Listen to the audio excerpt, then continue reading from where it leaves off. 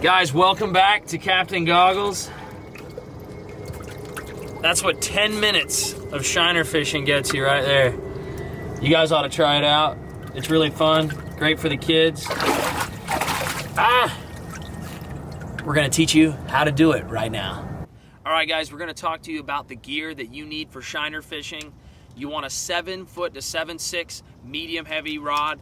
I like a stout rod, guys, because I'm throwing a big shiner on there and I'm hooking a big bass on the end of it. So the key to bringing that fish in is having a strong, heavy rod.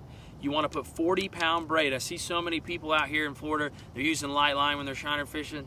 No, man. When people come on a charter with me, they like to put fish in the boat, and I know you do too. Size of the reel doesn't really matter. I like anything from a 2,500 to a 4,000, but you got to have the strong line and you got to have the strong reel. Time for terminal tackle. You want to use a small hook, guys. Bass fishing as a whole, even from artificial to live, is all about finesse tactics. The more you go finesse, the more bites you're going to get. Stick with a 1-0 Gamakatsu split shot hook or a drop shot hook, and that's going to be the key to your success. If you throw a heavy hook, it's going to go right on that shiner's face. It's going to sink him to the bottom. He's not going to be able to swim. Light hooks, key. If that shiner, if you hook him and he's not sinking all the way down, sometimes I like to add a small little BB size split shot weight just to keep him down below the water column, and then we add a very medium sized float. Nothing big, guys. We're talking about finesse. Now we're going to move on to how to rig it. Here is the rig, guys. A 1-0 to 2-0 Gamakatsu split shot hook.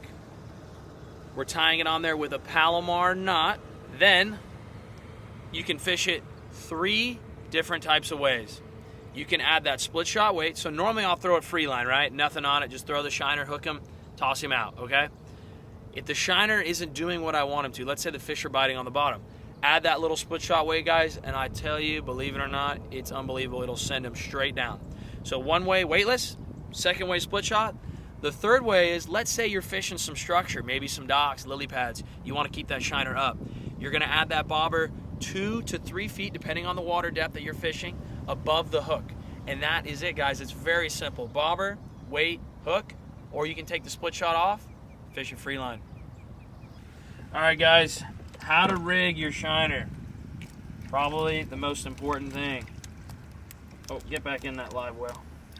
All right. 2 ways. All right, we're back. 2 ways. The most effective way, and the way that the shiner lives the longest, is going to be through the nose or the mouth. Now, if you can see right there, if my camera guy can show you, see that nose right there?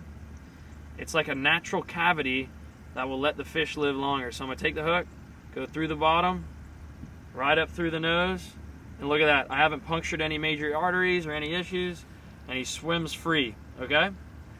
The second way is, guys, you get more action, but the fish dies quicker, is through the tail. So you go right behind the dorsal fin, take a couple scales off, that way you get a good hook in them. And you're gonna put them like that. If you ever wanna fish a dock or a certain type of structure, it's basically like kicking a horse in the butt. When you hook the shiner in the back of his tail, he's gonna swim into the cover, okay? You hook him in the nose, he's gonna swim in a circle or just slowly in that area. He'll live longer if you're fishing deeper water. If you're fishing shallow cover, recommend the tail hook.